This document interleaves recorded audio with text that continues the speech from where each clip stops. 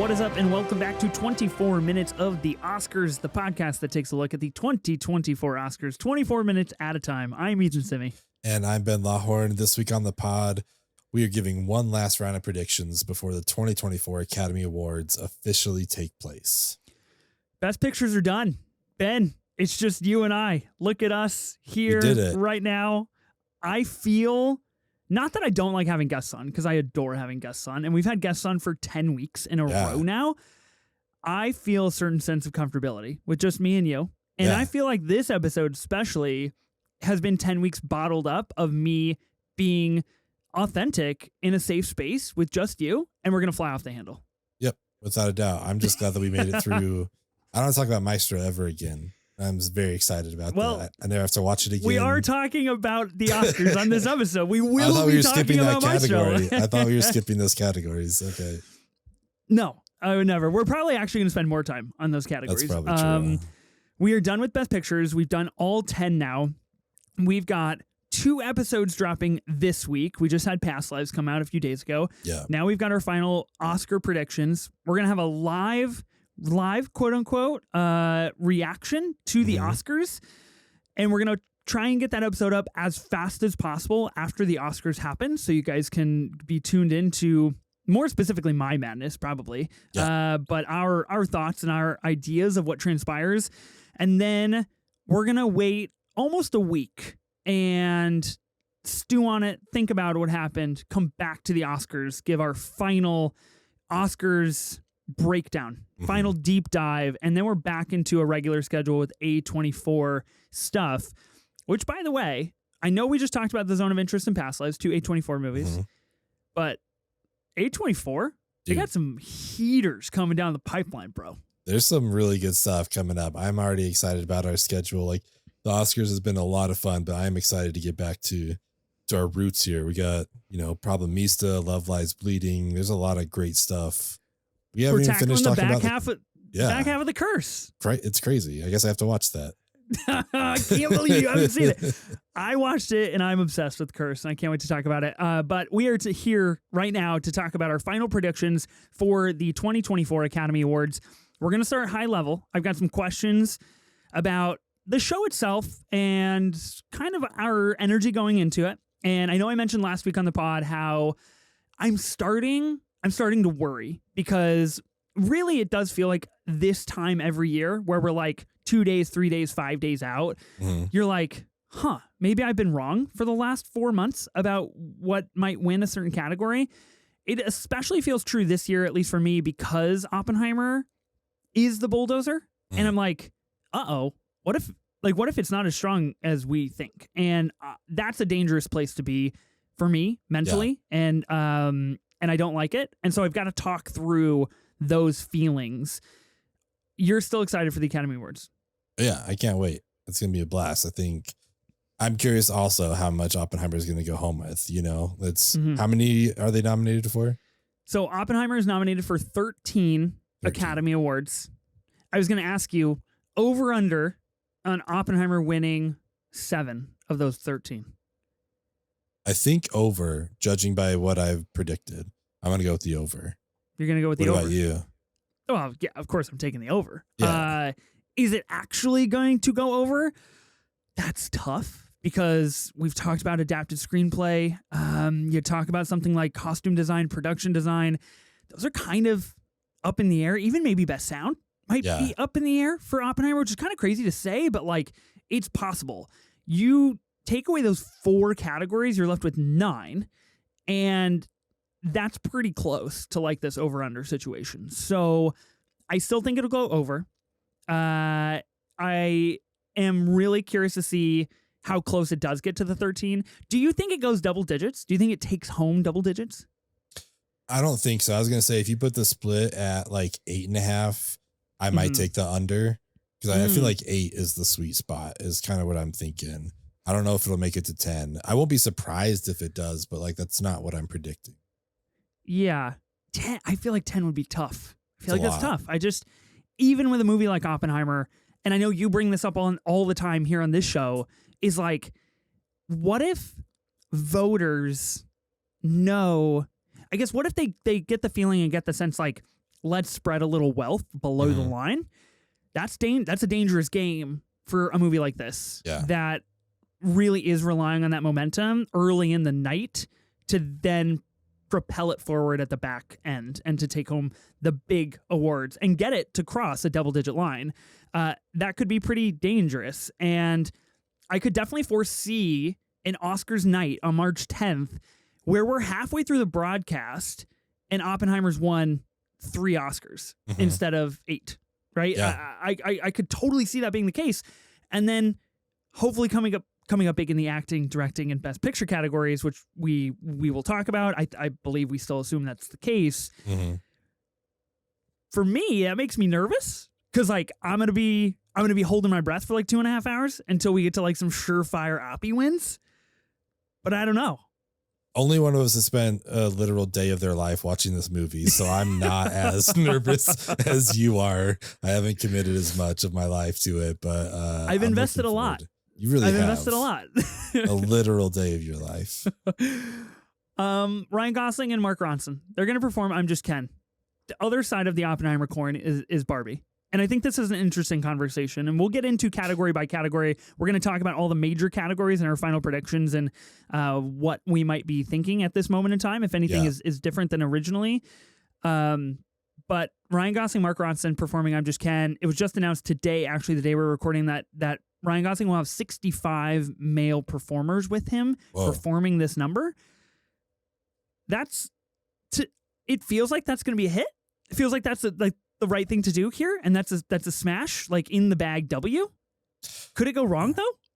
I mean, for a performance, it's great. It's just unfortunate that everyone will have voted before they see it. Like, it's not something that gets voted on in the moment. It would probably win performance of the night for sure.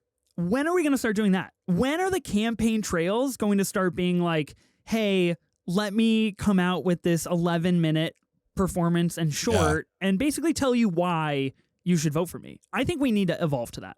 I think it's a good idea. I'm into it. All Let's right. make it happen. I dig that. Yeah, we should make that happen. I think it'll be performance of the night. Another performer going on is Billie Eilish. She's going to be performing What Was I Made For? Which one comes first? I'm Just Ken or What Was I Made For? 2 very different energies from the same film. Yeah. If you're a programmer of the Academy Awards, this is tough. I think you open with I'm Just Ken. Get it. Oh, really? Yeah, let's like get everyone excited, get into it. I think What Was I Made For is going to win, so I think you let it close it out. That's a fair take. I was thinking the opposite because obviously this year they're gunning for numbers. It is the year for them to be able to get viewers, which is something we'll talk about here in a moment. I think if they hold on to I'm Just Ken, they've publicized it quite well so far of like, it's happening. This performance is going on. If they hold on to it until hour number 2, they get viewers to stick around, maybe finish out the Oscars, watch who gets Best Picture, have a more vested interest in the show as a whole, and then hopefully walk away from the night saying like, yeah, that was not a waste of 3.5 hours of my life, and maybe I'll tune back in next year. I feel like that could be powerful in that situation, but I agree with you. Like, if we turn on the Academy Awards and like within the first 20 minutes, we're seeing I'm Just Ken being performed, like it's kind of, it's pretty good. Like, I don't know what you say about that because we're probably going to watch that and just be like, yeah, this is good. They're hitting it off so far. That was pretty solid. Yeah. I don't know. Yeah. I mean, I see both, make people stick around and wait for it, but also just like, you could just kick it off with it on a high note. Who knows? Yeah, you could. Well, this is probably why we don't program the Academy Awards. It's very true. I'm glad that we just have a podcast. Okay. Last year ran 3 hours and 37 minutes. Damn, dude. Over under on 3 hours and 15 minutes this year. Probably over again. Like, I don't know. I just don't see where they would have tightened up. Plus we don't have a new category yet, but we have a lot going on. I think it's gonna be over. You think it'll be over? Yeah, I'm definitely taking the over as well. Very selfishly, because I want a longer Academy Awards. Yeah, for sure. This year. Like, I don't want to go short. I don't want Kimmel up there like rushing through best sound. When like that's actually kind of a fascinating category this year. And like of course, this goes without saying, but clips are king. And if the show is shorter, we're getting less clips, in my opinion. Yeah, I want more clips. Give me more clips. I want more clips. Yeah. Are we going to be getting clips for every category? I can't quite remember how they shook out last year, but I remember watching last year being like, clips, pretty good. I like this. Yeah, I don't remember exactly what it was either, but I just hope we get some. I think that makes all the difference in the world. I love seeing examples of what it is we're about to see win an award. So yeah, give us clips. Yeah, 100%. Like, especially for best visual effects, I don't know why you wouldn't show clips for that, but like, if we can have like 6 minutes of the Oscars where we're watching clips from Mission Impossible, Dead Reckoning, Napoleon, Godzilla -1, that's a pretty big win in my book. Solid. Like, we watch those clips and I'm going to be like, this is sick. Like we got some cool movies last year. Movies are fun. Movies are fun. Yes, I agree. Okay, so we're both taking the over on the 3 hours and 15 minutes. 18.75 million people watched last year. I believe it was the second lowest number ever recorded. I believe the year prior to that was the lowest number ever recorded. Over under on 20 million viewers this year. So a 1.25 million viewer jump. Oh, man. Unfortunately, probably under. And I wonder if some of it is like the situation I'm in where I don't have cable. I also don't have like Hulu Plus. So I'm going to have to go to like a local theater or something to watch the Oscars. And that's, you know, there may be 100 of us in there, but it's just going to account for one TV set, you know? Sure. So I don't know. I don't know how many people still have cable versus have cut it. Like, this isn't, unfortunately, it's not streaming like the SAGs were on Netflix, right? And right. I forget, it was like Golden Globes or on Paramount Plus or something. Like, that was very convenient. This one, unfortunately, I think it's only Hulu Plus or any of like the other TV streaming apps. You bring up an interesting point. I was going to bring up SAG on Netflix. The Oscars very famously attached to ABC, which is owned by Disney, which is another fascinating little wrinkle to kind of this behind-the-scenes politics of the Academy Awards. But I wonder if there comes a day, sooner rather than later, where something like Netflix or a Paramount Plus or a Peacock tries to get in on this and says, like, we just want the streaming rights. Like, we just want it for the night. You don't have to have a package. You don't have to have cable package. You don't have to have like the Plus or whatever. Just come here and stream the Academy Awards. I wonder how long it takes to get like an Academy Awards day pass for a streamer platform. You know what I mean? Yeah, that'd be really interesting. I mean, it does. It makes me wonder why they aren't just letting it stream on Disney or Hulu just on its own, while you have to have the TV package, because they have, I would imagine, the ability to make that happen. But yeah, I don't know. Yeah, I would assume so. And I think with the SAG Awards, it's really interesting because Netflix, of course, had several movies in contention and actors in contention. And watching the SAG Awards on a streaming platform where you can go from watching the SAGs to being like, oh, hey, Maestro, I remember they talked about that movie. I see that. Let me click it and watch it. I think it's a very interesting proposition. And especially for the Academy Awards, I'm going to go optimistic. I'm going to take the over on 20, over 20 million. I just feel good. And I feel like, I guess I'm telling myself, if they cannot get over 20 million viewers this year, so if they can't see a little bit of an increase in a year in which they have Oppenheimer, a nearly $1 billion movie that nobody has stopped talking about for almost 9 months now, Barbie, and other massive, massive movies, I feel like the Academy Awards are doomed. Yeah. And I don't want to believe that, or I'm choosing not to believe that, because if you can't get that number of viewers in a year like this, when are they going to be back? Like, when will you ever do it? I don't know. It would have, I mean, I know we were supposed to have Dune in these awards, and that might have pushed it over, but yeah, I mean, we've talked to some people on the pod and asked them, like, what was your experience with the Oscars? And I think there was more than one that was just talking about the connection to it being the Titanic year. I think that's a lot of people's experience when they wanted to see if this movie would like sweep the Oscars. And I wonder if we will get some of those people tuning in for Oppenheimer, where it's like, man, it's nominated for 13. Like, is this really everything that they say it's going to be? There may be some people that are just curious to see how well it does. Yeah, I'm hoping that translates to some viewers. I hope it's over 20. I'm just like saying I think it's going to be less, unfortunately. You're just being the classic downer Ben. I'm just, downer Ben, you know? Someone's got to bring me down, and I appreciate that about you. Benny Downer. That's me. Keep me in my reality check here. So you don't think like an average Joe is tuning in to the Academy Awards this year and was like, yo, Zone of Interest might win sound. You guys hyped? Like nobody's doing that. That's what my mom reached out to me about. Like, Zone of Interest, dog. Let's go. I was like, yep, you got it, Mom. Yeah. Yeah, definitely. Yeah, you're here for the right reasons. Okay. Clips we talked about. I want more clips, obviously. Yeah. How many I guess I don't feel like you can have too many clips. So like I'm just like, yo, let's just like get them for every category. Yeah.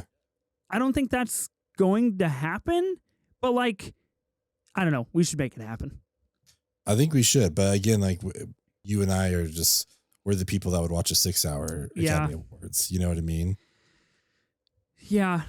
Yeah, I would actually. What would be your limit, Ben? If the Academy, so this year they start at 4 p.m. Pacific. They actually dialed them back an hour earlier. They listened to the people and they were like, okay, we gotta start earlier if we're running long, as they usually do. So that's cool. But what's your personal cutoff? Like if you're going into like hour 6 of Kimmel up there and you're like, oh fuck, like we have 4 categories to go, are you shutting it down? I think I could comfortably go 5. So yeah, maybe it is 6 where I'm just like, what am I gaining here in the last hour? You know what I mean? That might be the cutoff for sure. Yeah. 6 would be a tough sit. Yeah. It'd be a tough sit. But if that's what it takes to get clips, I'd sacrifice. You could watch Oppie 4 times, you know? No, you can watch it twice. I could watch it twice. Yeah. I could add to the count. I could get to double digits on Oppie. Yeah, but look, it's the Academy Awards. Biggest night in Hollywood. I'll spend all night with those guys. Okay. 2 more questions, then we're going to go categories. Does Barbie go home empty-handed? Not according to my predictions. Interesting. I'll say that. It's amazing that this $1 billion movie isn't nominated for more, to be honest. Okay. And that it's going to win even less. But I think it's a lock for 1, and I have it down as a hopeful for a second. But I really don't know. I think this is me just voting with my heart and not my head. I don't feel good about it. That's always a really good way to end your prediction. It's just like, I don't feel good about this. I don't feel good about it, but I'm going to do it. Nominated for 8 Oscars. Of course, I do think, like you mentioned, it's going to take home Best Original Song. We'll get into that. I guess let me alter my question a little bit. Does it go home empty-handed between production design and costume design? Because I'm starting to worry up against the other nominees. And this is what I was talking about. We're like in that hot zone where I'm just like, who knows anymore for some of these categories? Like, how are we going to determine who takes home production design? Yeah. Which 8 weeks ago, I was like, oh, it's Barbie. Like, there's zero question about it. Yeah. And now I don't know. Out of those 2 categories, do you think it'll win one of them? I have it predicted for production design. Okay. All right. I believe I do as well. I don't know. I got to talk through that. I haven't relitigated. Yeah. Yeah. That's where I'm at. I don't have it for costume, which may be a mistake, but I don't know, man. I don't know. I wanted to save my rethought process for the pod. So we're going to go through that. Last question. What's going to be the big surprise of the night? I think it's going to be Zac Efron winning Best Actor. I think that's going to be the biggest surprise. They're just going to be like, yo, this year we're going off script. Yeah, exactly. Going to be like, sorry, he's going to come running out, he's going to come out. He's going to come out in that yellow mesh tee. And he's just going to be like, yeah, we did it, guys. Man, biggest surprise. I'm not sure. To me, it sounds weird, but the biggest surprise that seems legitimate is Emma Stone winning Best Actress because I feel like Lily Gladstone has it locked up. Interesting. That'd be a surprise to me. I mean, the bigger surprise would be Sandra Hüller winning for sure. But I think a realistic surprise would be Emma Stone winning. Yeah. I think both good takes. I was going to go the Sandra Hüller route, where I was going to say, you know what? Maybe the split is almost a true split. And that makes me worried. That makes me really nervous that then people will notice or feel that split energy in talking to other voters and say, okay, well, if we're just splitting anyways, like let's give it to Sandra. Yeah. God, I could see the more I talk about this, the more that I think something like that is a total and complete possibility, and it's like actually not that far-fetched. Yeah, I mean, it'd be interesting if she got everyone's second place votes and then Emma and Lily split all the first place votes. Like, how does that work, you know? Do you know, I can't remember, I should have looked this up quickly before the pod. Do they do preferential ballots on every category? Is it just Best Picture? I think it's every category. Okay. Just from what I listened to on the Big Pick, yeah. Okay, yeah. I think it is every category. I think nomination wise they do something similar. Yeah, interesting. Then the split worries me. We'll talk about that though. Let's get into the categories. We're gonna start off with some of maybe the easier ones, and we'll gradually ascend to the big dogs and the big cats. Okay, I've got visual effects first here on the list. Interesting category. We've got The Creator, Godzilla -1, Guardians of the Galaxy Volume 3, Napoleon, and Mission Impossible: Dead Reckoning Part 1. That's a strange category. I've got to admit, it's a very strange category. It's the most interesting grouping of movies for sure, I think. Yeah, I don't know. It's going to be interesting. If you read me those 5 movies and you were like, what do they have in common? And I'd be like, oh, I don't know. And you told me, oh, they're all nominated for a VFX Oscar. I'd be like, nah, get out of here. They're not. There's no way. Yeah, like you said Napoleon, right? Like there's no way. Yeah, I'm curious to see how this plays out. I have not seen Godzilla -1 still. I've heard great things about the effects. Sick flick. It's what I hear. You know, if we're getting into our predictions already, I went with The Creator. It had some of the best effects that I saw in a movie this year. So that's what I'm going with. Going with The Creator. I initially predicted The Creator. Now this is interesting because I feel a little hectic, and I feel a little bit like we've got Oppenheimer in one corner, and we've got those 13 categories with Oppenheimer competing in them. And it feels like the energy is strong and good with Oppie. In the categories where we don't have Oppenheimer, I'm much more inclined for a little bit of chaos and a little bit of like, I guess I just think a little less straight because like there's not really a front runner, even though The Creator is odds on favorite to win this category. I predicted it originally as well. I'm going to stick with The Creator as well for best visual effects. But boy, would I not be surprised if I saw Napoleon take home an award? Yeah, here. I mean, it could be. The fact that it's even there in the grouping says something. It's Ridley Scott. It's Apple TV Plus behind it. It's a epic war drama with Joaquin Phoenix at the center. That's to me, that's got votes written all up and down. It's quite possible. I mean, I wouldn't be surprised either. That was a movie that we saw. Was in fact, yes, this was in fact a movie that I saw in IMAX. Yeah, God brought me to this pork chop. Yes, you God, incredible stuff. Yeah, I'm gonna stick with The Creator as well, even though I don't feel good about that. I don't feel great. I don't feel great. Things might change by the time we get to our live reaction pod. Yeah. Because, I mean, let's be honest, nothing's set in stone until I pencil it in on my ballot and then I have to send you a picture. That's when things get locked and loaded. That's when they're done. All the way up until then, I'm going to be this rickety ride because I'm just cluing you guys into how my brain's working right now. you can only imagine over the next 72 hours, things are going real haywire inside my dome. And I don't know who I'm circling on my ballot right before the Academy Awards start.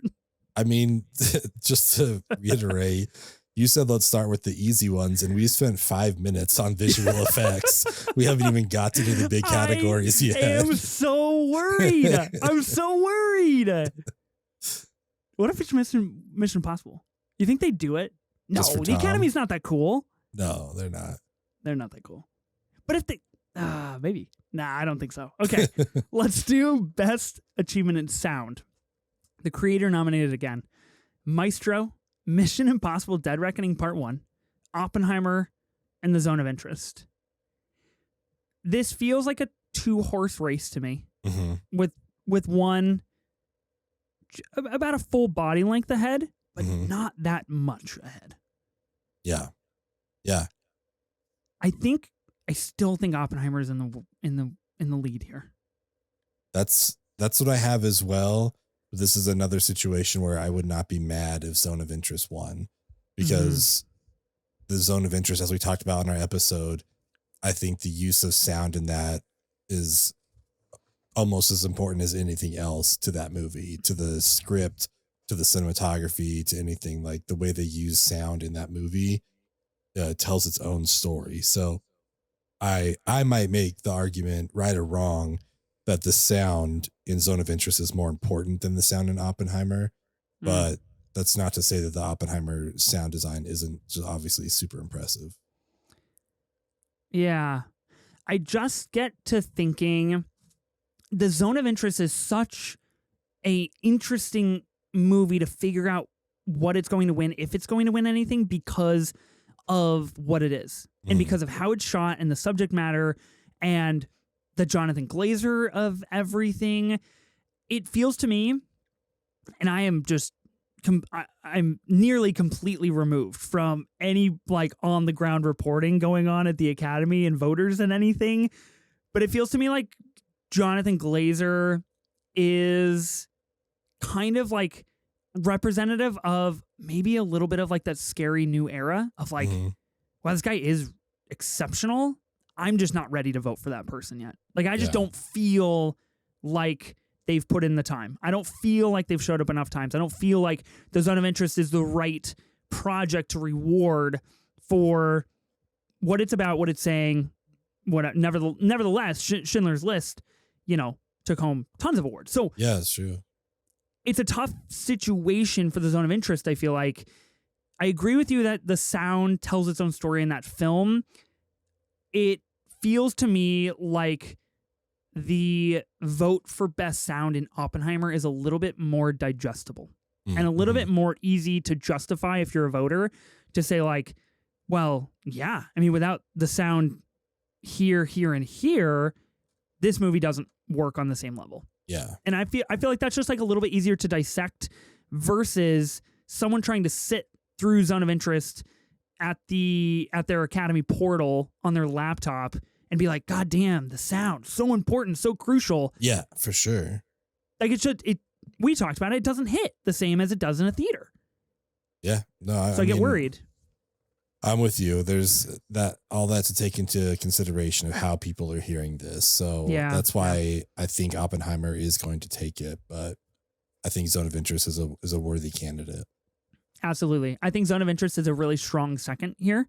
And again, would not be surprised if Zone of Interest walks away here. I believe Best Sound is probably going to be one of the first categories that we end up seeing on the night. And that is kind of crazy because that feels like it could sway the energy one way or another of like, oh, Oppenheimer's taking off early. This is going to be a fun night. Or, wow, the Zone of Interest really did it. And like maybe Oppie takes home 4 Oscars and that's it. And so I feel like it's a very crucial category. Okay, we're both going with Oppenheimer here. Production design. Got Barbie, Killers of the Flower Moon, Napoleon, Oppenheimer, Poor Things. Just feels like Barbie. That's what I went with too. Are we gonna be the same? How long until we disagree on something? It'll come quick. Don't worry. Maybe not. I don't know. We'll see how deep we get. I was looking through the notes and I was like, well, we'll probably agree here and here and here. Yeah, I'm going Barbie on this one for sure. I think it has the most uh in your face production design. Yes, great way to put it. Where you can just like see everything they've done. Whereas like Oppenheimer and Killers of the Flower Moon, it's like, did they build this town or is this just like a place that they shot? Like and that obviously speaks to how well it's made. So that's why all of these are nominated because of everything that they've done. But Barbie and to another extent, Poor Things, it's very much just like, look at this crazy thing we built. Like we did this. And this is where I hope Barbie gets rewarded. Yeah, I think that's a great way to put it. I'm interested in production design and costume design.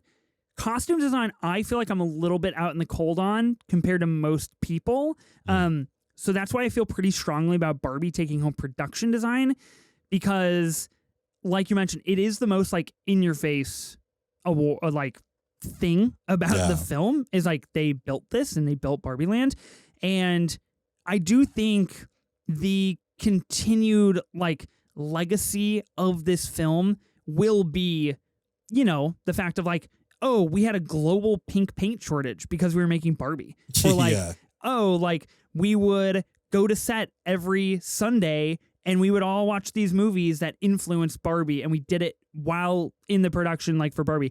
And I think those things really do influence people's thought process here. So I feel like Barbie's got this locked up, and it's really hard not to watch Barbie for the first 10 minutes and be like, this production design is astounding. Mm-hmm. Yeah. I just feel like that's 100%. Enough to take home the award. Plus, Academy voters can then feel good about not giving it like the kind of like, you did it, here's a song award. Yeah, exactly. Clear their conscience a little bit, because like the Barbie of everything, obviously very interesting social experiment where people believe it should have been nominated for way more things, and the Greta of everything, it was still nominated for 8 Oscars. Like that's a lot of Oscars to be nominated for, and the fact that it might take home 1 is kind of crazy. It is. It's kind of nuts, but I don't know. We'll see. I think we're both on board with the production design here, but there's a lot of good competition. There is. Yeah, could be Poor Things in the second running here. But I'm going with Barbie. Okay. We're both going with Barbie. We're 3 for 3 so far. Yeah, we are. Ben, you and I. This is starting to scare me a little bit. I feel like I need to zag, so we'll see. Original song. We've got The Fire Inside from Flamin' Hot, a movie about Cheetos. I'm Just Ken from Barbie. It Never Went Away from American Symphony. Wazaze, I believe. A Song of My People from Killers of the Flower Moon. Very fascinating nomination. Yeah. By the way. And What Was I Made For from Barbie. I feel like we're both pretty strong on this one. What Was I Made For from Barbie? Going to take this one home. I don't really see a contest here at all. No, I can't imagine what would win. I think they've been taking all the awards home for this so far, so it just makes sense that they would wrap it up with the Oscars. Yeah, Billy and Phineas kind of campaigning pretty well, like showing up to award shows and just like having a ball and enjoying what they're doing. Last year, am I remembering correctly that all 5 Best Original Song nominees got a performance, right? I think so, yeah. Because we got like David Byrne and Stephanie Sue performing and like in Hot Dog Fingers, which was pretty incredible. And I remember that distinctly. I would be really interested to see if they do the same this year. I don't think we have like confirmation. Obviously, the Barbie of everything kind of deems its own news cycle. Mm-hmm. But like, I would be so interested to see how they do the Killers of the Flower Moon song, which is an incredible song. Not one that I had personally anticipated for a Best Original Song, but like feels like a pretty good opportunity to do some cool stuff. Yeah, it'd be amazing. It would open up a lot of opportunity for people that probably don't normally get that kind of exposure. So yeah, I think that could be pretty powerful. Best Original Score. We've got American Fiction, Killers of the Flower Moon, Oppenheimer, Poor Things, Indiana Jones and the Dial of Destiny. A film, a 5th film in the franchise, I believe. A film that exists. I thought it was actually okay. Did I like the score? Not necessarily. Was it the same as every other Indiana Jones movie? Yeah, kind of. Oppenheimer, it's a lock of all locks here. Yeah, Ludwig, right? I mean, it's gonna happen. This is such a lock. This is one of those easy picks, I think. I feel like it is. And I feel confident about that. Generally, if there's a lock that's maybe this lock, I'm like, well, let's pump the brakes a little bit and let's reanalyze this. I feel really strongly about this. It is kind of crazy that Robbie Robertson does the Killers of the Flower Moon score, a truly phenomenal score, and is most likely not going to take home an award, and a posthumous award at that. I still am a little bit baffled on the American Fiction nomination of things here. I think we both agree Past Lives would have been incredible to see in this category, but it feels like Ludwig's. I would be shocked. But then again, Ben, let's hold on, because what happened last year? Babylon was the score of the year. I feel like that was maybe not as much of a lock as Oppenheimer, but it was a lock. We all felt good about it. And that crumbled before our very fragile eyes. To All Quiet on the Western Front, what did it lose to? Yeah, All Quiet on the Western Front. Yeah. A movie that nobody talks about anymore. Nobody watches anymore. No. Same with Babylon. Dude, Babylon's making the Twitter rounds every other day. Every other day I see a tweet where people are just people will come around eventually. Babylon was a masterpiece. Half of them are from me, but the other half are from other people. I was going to say, and I feel good about this that. Echo chamber. I don't know, man. That category is it's been known to give some heart attacks. Yeah, I mean, who knows if they're just let's give John Will one more. Let's give him for Indiana Jones. Who knows? Okay, but let me play devil's advocate, because enough people felt strongly enough to nominate him. Yeah. You have to think about the longevity of something like that, because if enough people felt strongly enough to nominate him, there's a chance that there's a contingent out there that feels strong enough to make him win. I know you could say, I know I literally just explained how Oscar voting works and how nominees and winners work, but it's possible. It's entirely possible. There's literally a 20% chance that this will win the best Oscar. Who knows? I'm just trying to protect my trauma-ridden heart. I love it. I'm looking out for myself. Yeah. Okay. We're both going with Oppie. Makeup and hairstyling. This is where things get interesting, I believe. Golda, a movie that I don't think really anybody's seen. No. Maestro. Told you it wasn't the last time we were talking about Maestro. Oppenheimer, Poor Things, Society of the Snow. I'm curious what your prediction is here. I guess what your final prediction is. So I haven't seen Society of the Snow, and I can see how makeup and hairstyling would play into that story quite a bit. So for me, that's the second place runner. I am going with Poor Things. Oh, no. It's a bad pick. Okay. What are you going with? You going with that schnoz? Yeah, It's the nose all day, baby. It's the nose. Summer sings in him, and it sings in the Academy, and they will give him the Academy Award. You see how good he looks in that old suit? Pretty good. I didn't see that part. We must have seen a different part. Okay, you're going with Poor Things. That's what I think. That's what I'm taking. I'm fascinated. You just think it's got the juice? I think so. I don't know. It feels like an area where it could win. I mean, I don't want to get ahead of myself, but with the costumes as well, they kind of feel like they go hand in hand, and so I think Poor Things might have the edge there. Okay. I could see that. If Maestro wins, you realize how insufferable I'll be on this podcast, right? More so than you are. That's crazy to think about, but yeah, it's possible.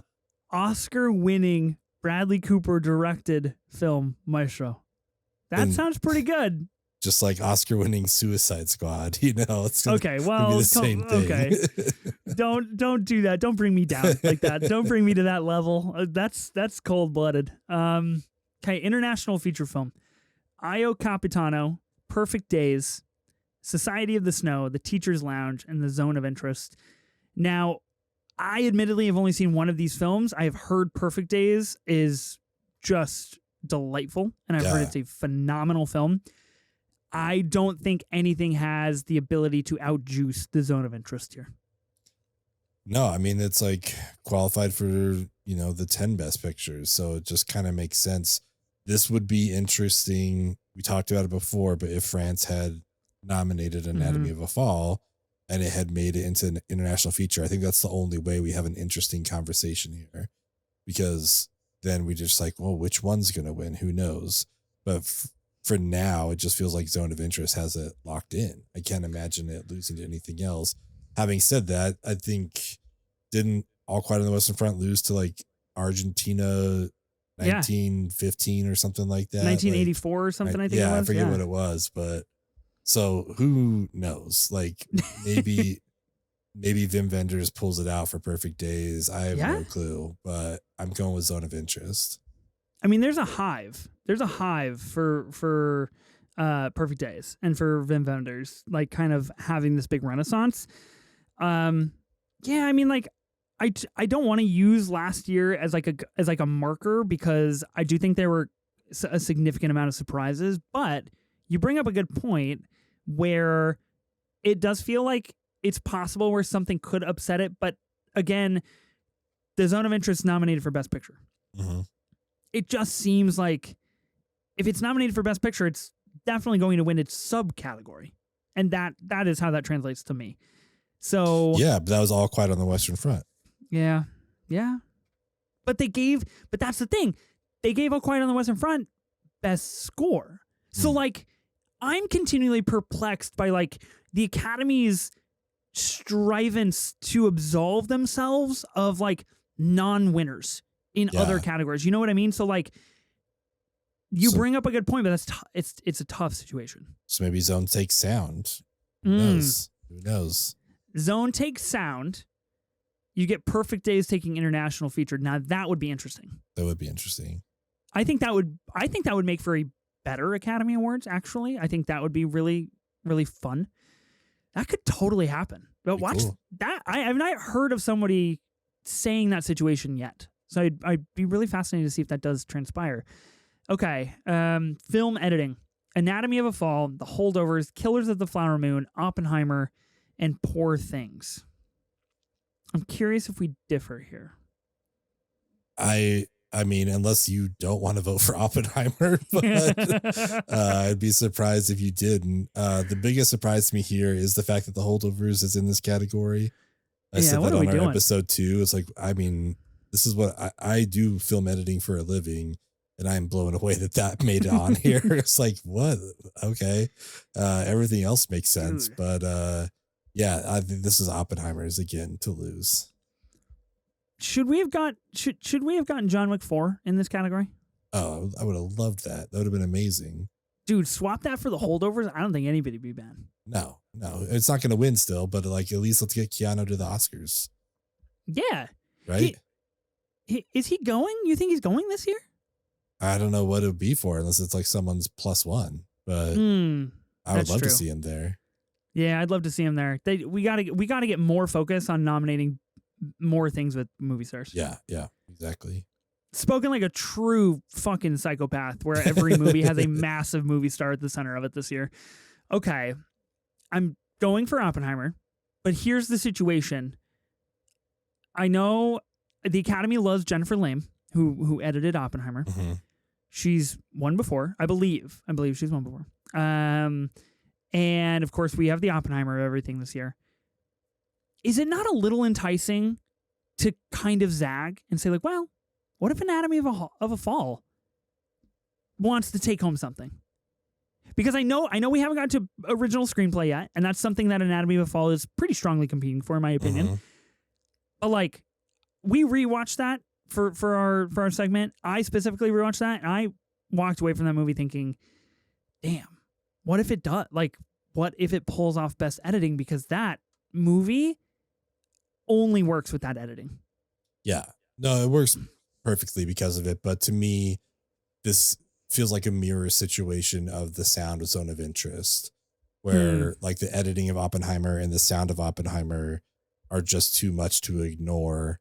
Like the editing, Identity of Fall doesn't work without that editing, and Zone of Interest doesn't work without that sound. But Oppenheimer's is just like, it's bigger, it's there, it's more present. So I think that's why it takes it.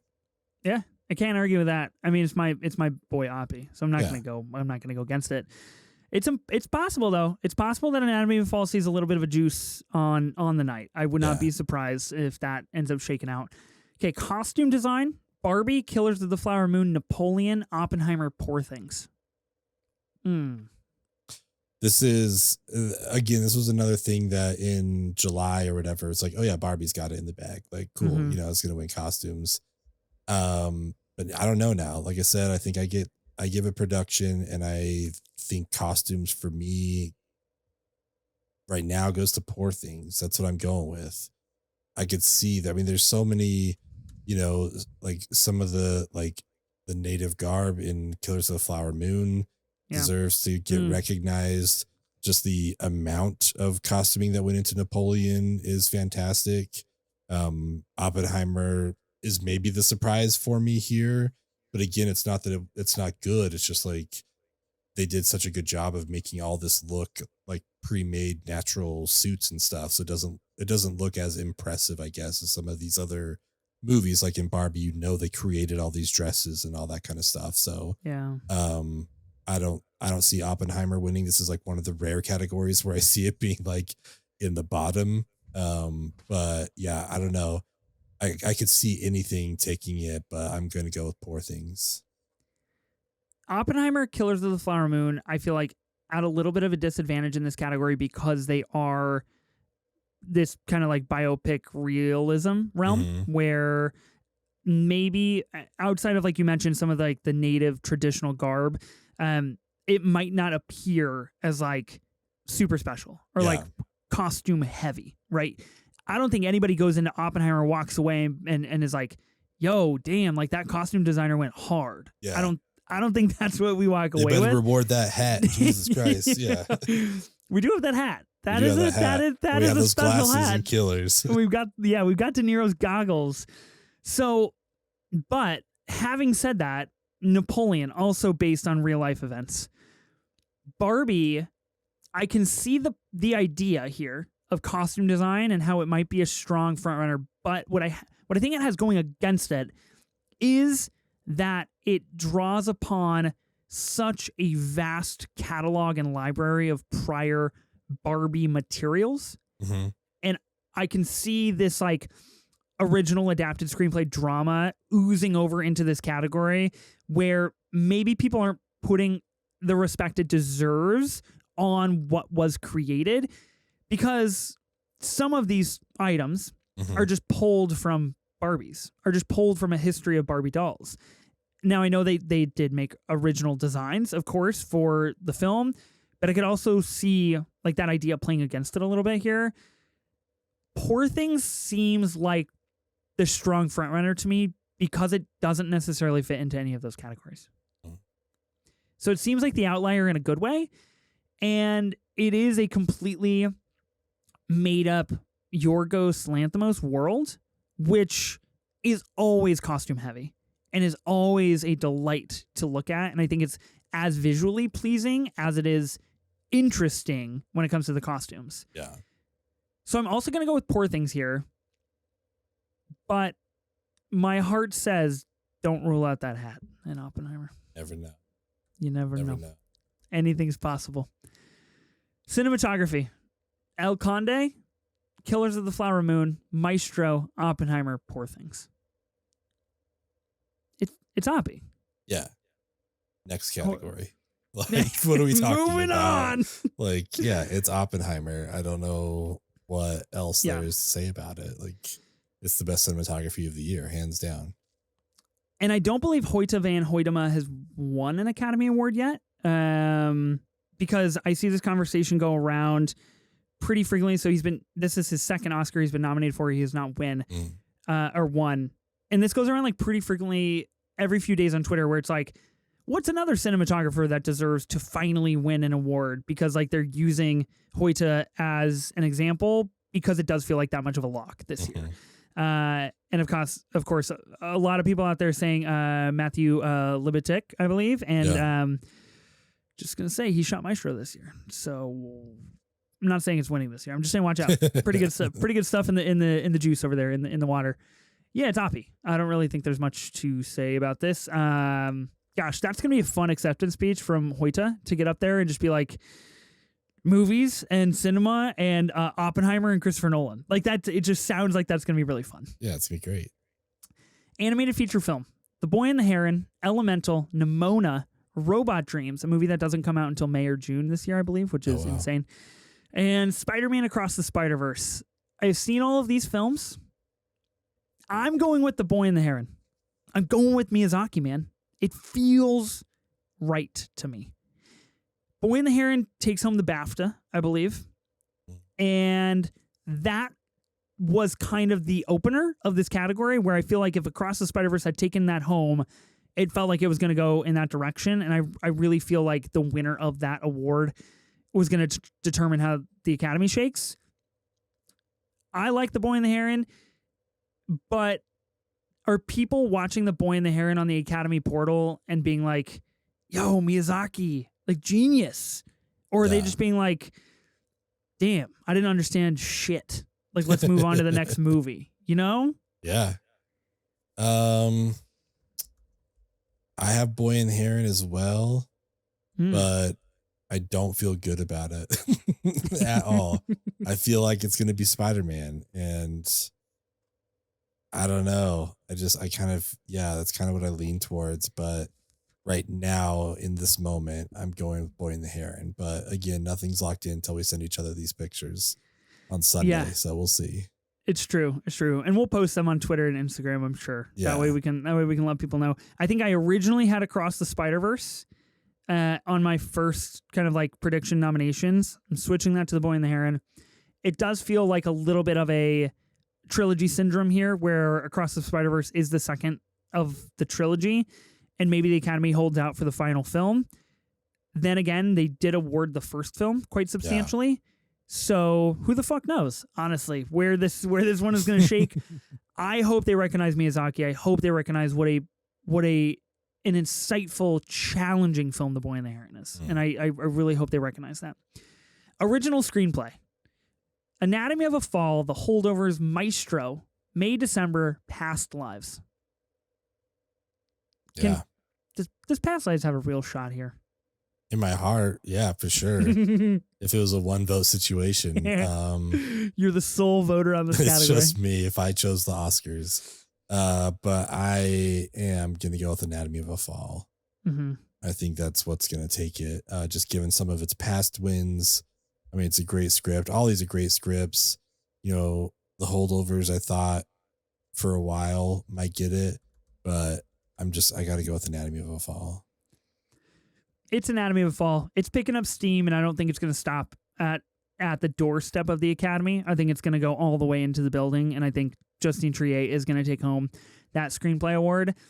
The real question of the night is, will they play 50 Cent's PIMP as her acceptance song? God can only hope. I think that would be an incredibly huge missed opportunity if they don't. It just feels like it has the energy going into it, and I feel like I've been predicting this for quite a while now, and I feel pretty solidified on it. The fact that May December got in here is cool. It just has like no shot in hell. Yeah. The closest second would be The Holdovers, and I don't see that winning here at all. No, I'm with you. This is Anatomies to lose for sure. Adapted screenplay. American Fiction, Barbie, Oppenheimer, Poor Things, The Zone of Interest. Very interesting category that maybe wasn't as interesting 5 weeks ago, but it has now progressed in that way. I think it's Oppie. It feels like a challenging book to script into a movie for sure. Again, this is another thing in July or even before it came out, where it's like, oh yeah, Barbie. I mean, it's Greta. They're going to reward that. But yeah, right now I'm leaning Oppenheimer. I'm also going to continue leaning towards Oppenheimer. A lot of people and the energy the last couple of weeks, and especially during voting week, was that American Fiction has a pretty solid shot here. That Cord Jefferson could take this home, has won kind of the right prerequisite awards for this to have a good shot at adapted screenplay. Doesn't really have a shot anywhere else, it feels like. So maybe this is the one that the Academy recognizes. It feels like that could happen, but I'm not a chump, and I'm not going to be swayed by things that I don't fully believe in. Oh, yeah. And I'm sticking to Oppenheimer. Stand your ground. I said it last week on the pod. I was just like, it just feels like, holy shit, I can't believe you adapted that and you made this masterpiece. Mm-hmm. That, to me, this layman movie viewer, that's what it feels like to me. And I feel like that probably translates to other people as well. Could the Zone of Interest win here, do you think? No, I would just be shocked. Doesn't even feel like it's in second place. Really? That, to me, Zone winning adapted could be the surprise of the night. Interesting. Mark that down. I think that could be the surprise. Do I think it's going to happen? No. But I wouldn't rule it out of people moving that way, because this Martin Amis novel has been being adapted for years and years and years and years and years, and is, from my understanding, substantially kind of diversified from the core text to create what Glazer made. So I think there's kind of an interesting zag there a little bit on that. Okay. We're in agreement quite substantially so far. This is interesting. Supporting actress. We're into the big categories here. Emily Blunt for Oppenheimer, Danielle Brooks, The Color Purple, America Ferrera, Barbie, Jodie Foster for Nyad, and Davine Joy Randolph for The Holdovers.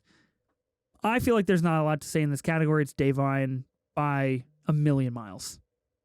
This feels like the biggest lock of the night, because she's won everywhere. Every single precursor award. Yeah. All of them. I cannot imagine her losing this. I wanted to make a Jodie Foster joke. I was like, no, it doesn't make sense. Like, it's Davine. Like, she's going to take this. It's 100%. Yeah.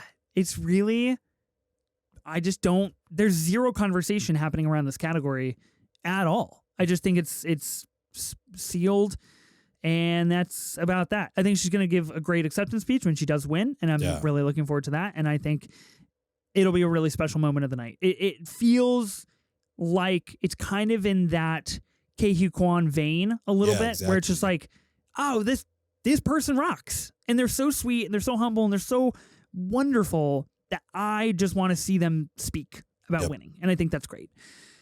Okay, leading actress, Annette Bening for Nyad. She was nominated. Lily Gladstone, Killers of the Flower Moon, Sandra Hüller, Anatomy of a Fall, Carey Mulligan, Maestro, Emma Stone, Poor Things. Oh boy. Oh man. What are you thinking? I don't know. I don't really? know. Okay. I'm still thinking Lily Gladstone. I'm still going there. Okay. It seems to me, and we've talked about precursors, her and Emma have kind of split a lot of things. They've never really been head-to-head, I think, except for like one or two precursors, maybe, if that. So that's an interesting little nugget there. Lily's acceptance speeches seem to me like the type of campaigning that seals an Academy Award, because every single speech she has been giving, we have been seeing people react in the most joyous fashion. Yeah. And the most famous people reacting in the most joyous fashion, especially Emma Stone. And people just want Lily to win. It's much less of a Davine situation, but it's kind of in the same idea here. Yeah. And it feels like once in a generation type thing, where it's just like, she's not been in basically anything else. I know she's been in a Kelly Reichardt film, and that's incredible. More people should watch those films. But she's never been close to an Oscars conversation. I don't think we really know if she will again or when she will again, and what it means, even to Killers of the Flower Moon, but to like society as a whole and like where we're at in the world. I think it's an important win. Yeah.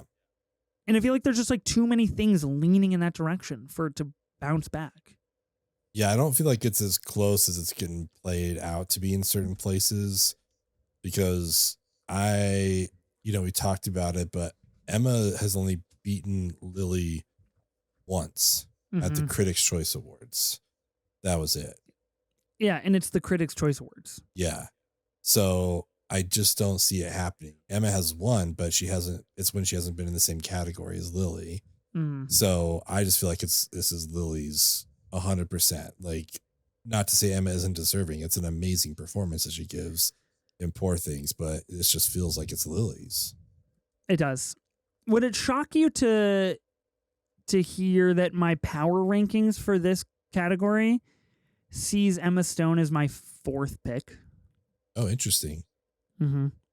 I've got Lily, Sandra, Carrie, Emma, and then Annette Bening, of course. Interesting. I feel like I'm definitely like out on an island on that power rankings, but I know we talked about the possibility of like a split, and I kind of agree with you. Like, I don't think this competition is as big or as close as a lot of people are saying it is. And I feel like this race in particular is where this time frame that we're living in is so volatile, because we've got to grab onto one race. Everybody has to get behind one close race to make it something. Yeah. And this is what everybody has like collectively chosen. And so it just feels like we're just doing that to do that. And it feels like it's Lily's. I just don't know why it wouldn't be. Yeah. Supporting actor, Sterling K. Brown, American Fiction, Robert De Niro, Killers of the Flower Moon, Robert Downey Jr., Oppenheimer, Ryan Gosling, Barbie, Mark Ruffalo, Poor Things. RDJ. It's RDJ. All day. It just can't not be. Who's a strong second here? Not even necessarily a strong second. Who is a second if Robert Downey Jr. doesn't win for some reason? I mean, I would want it to be Gosling, but I think people like De Niro's performance quite a bit.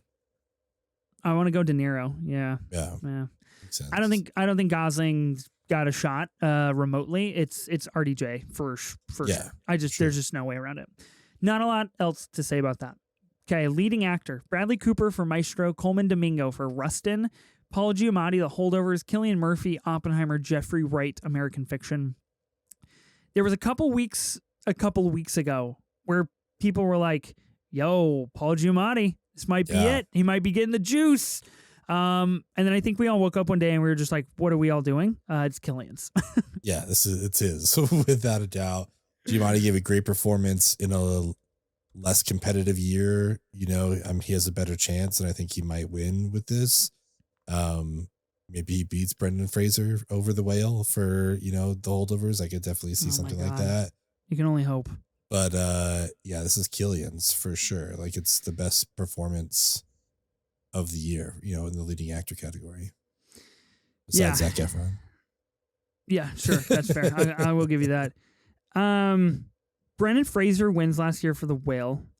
Austin Butler nominated for Elvis. Colin Farrell nominated for Banshees of Inisherin. Paul Mescal for Aftersun.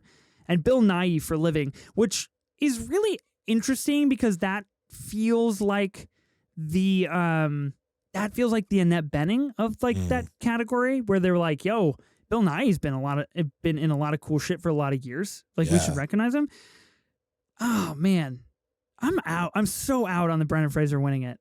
I know we haven't litigated this, but like that was not it for me. No, it just caught some wave and it was unstoppable for some reason. It was so weird. It's so strange when that happens, when it's like this wave happens on the night where you finally realize like, oh, Austin Butler, I guess the last 6 months have been a farce. I guess we're not winning it. Drop the voice. We're done. Drop the voice. Yo, his Dune 2 voice. Woo. Oh yeah, Skarsgård.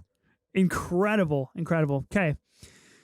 It's killing us to lose. R.I.P. Bradley Cooper. Try again another year. Directing. Justine Triet, Anatomy of a Fall. Martin Scorsese, Killers of the Flower Moon. Christopher Nolan, Oppenheimer. Yorgos Lanthimos, Poor Things. Jonathan Glazer, The Zone of Interest. I've made it known here on this pod that I'm pretty out on this category in general. I do a big reshuffle of our nominees here. So I'm not like super stoked on the possibilities. It's Christopher Nolan, and there's no second place. No. Yeah, it's the director of Insomnia. That's who it is. Give it to him. It's about time he got rewarded. Insomnia stays underrated. People got to get on that. I love it. Yeah. Justine Triet, any possibility here? I can't see. This is where I think they get the original screenplay. You know what I mean? Yeah, Give it to him there for sure. Yeah, that's what I'm saying as well. Shout out Glazer getting nommed. I think that's pretty rad. I like it. Okay, Best Picture, final category. American Fiction, Anatomy of a Fall, Barbie, The Holdovers, Killers of the Flower Moon, Maestro, Oppenheimer, Past Lives, Poor Things, The Zone of Interest. If Oppie were just to disappear from this category, what wins? Ooh, see, that's an interesting question. I've piqued your interest 66 minutes into this show. It's really interesting because it's not Maestro. But it could be anything else. But it might be. It might be. It could be anything else but that. I wouldn't underestimate. I might go Zone of Interest. That might be my second place. Maybe. Yeah. Maybe it's the two international. It's that or Anatomy of a Fall. Either one of those. Yeah. You know what's tough? I try not to read the anonymous ballots that come out every year around this time for the Oscars. I think it's pretty volatile and poisonous. I unfortunately stumbled across one that was Maestro slander, and all it said was from some anonymous voter that said, I heard from two of my best friends that it was not worth my time, so I didn't watch it. And to that, I just say, get a fucking brain. Make decisions for yourself, people. I don't take other people's words for it. Watch the movie. That's insane to me. That's just an insane take. Even if it wasn't Maestro, even if someone said that about The Holdovers, I'd still be like, it's your job. You have to watch these movies. What are you doing? Yeah. It's the least you could do is just your job. It's like 2 hours of your life. If Oppenheimer were to disappear before the Academy Awards and it has to go to something else, gosh, you might be right on The Zone. Maybe. You might be right. It just seems like kind of a crapshoot for everything else. It just doesn't seem like one in particular stands out to a voting crowd. Yeah. Not to what's a good movie? What's one of the best of the year? In terms of winning, it doesn't seem like anything differentiates enough like The Zone of Interest does. Yeah. That's kind of my thought. A futile conversation at that because Oppenheimer's winning Best Picture. 100%. Yeah, without a doubt. If it doesn't, one of the biggest shocks of Academy Award history? I think so. I think you got a Brokeback Mountain crash situation all over again here. Oh my God, I cannot imagine. I would be shocked if anything else wins. Okay, we line up on a lot of categories here, which is a lot smoother than I thought we were going to roll. Yeah. Which is interesting though, because the listeners may not know, but you and I on the side do have a bet going on with these Oscars. We do indeed. Whoever gets the most correct gets to make the other person watch a movie of their choosing. And I'm very excited to see how this plays out. I'm very nervous. I'm going to have to watch Babylon. I was going to say, nervous. You know what happens if I win? It's either Babylon or Maestro. We're just going to run it back. We cannot do Maestro, please. You're ruling that out. You're saying it's not possible. Okay. A new movie. Babylon pod. That'd be sick. Yeah, we differentiate on a couple. I'm curious on the night, of course, if we stray or zag last minute, and if we end up choosing and predicting other things. We'll go over that on our reaction pod. We'll try to have that up pretty soon after the Oscars. I'm not going to make any promises because I'm going to be recording from Austin, attending South by Southwest. You're going to be recording from Salt Lake, and I don't know. It might come out at like 4 a.m. We'll see what happens. Yeah, we'll see. Who knows? Either way. Maybe we'll surprise you all and we'll go live. Who knows? We really don't know. Yeah. Oh, anything's possible. Anything's possible. Yeah, it'll be interesting. Okay. You feel good? You feel good about the Academy Awards this year? I'm ready for him. I'm ready for him. It's been a fun 10 weeks going through them all, but I'm ready to wrap it up. I'm ready to wrap it up and move on and talk about the curse. Yeah, let's get back to it. I love it. Yeah, I'm ready. I'm looking forward to it. Biggest night in Hollywood, March 10th. You know, it's going to be a fun night. Fun night if you're an Oppenheimer stan. Yeah, without a doubt. You guys are you're in for a good night. I hope so. I hope you don't jinx us right there. I hope you didn't jinx us. All right. It's going to be good. Well, what movie do you guys think is going to win Best Picture at the Oscars? Let us know. We're on Twitter and Instagram at 24 minutes of 824. And don't forget to subscribe to our YouTube channel where you can watch our beautiful faces. And again, like maybe we'll get crazy and we will go live after the Oscars. Who knows? And that's where you can watch us. So subscribe to us there. Thank you so much for your support. I am Ben Lawhorn. And I am Ethan Simi. If Oppenheimer doesn't win Best Picture, we burn it all down. Burn it all down and start over. Until they build a bigger Oscars.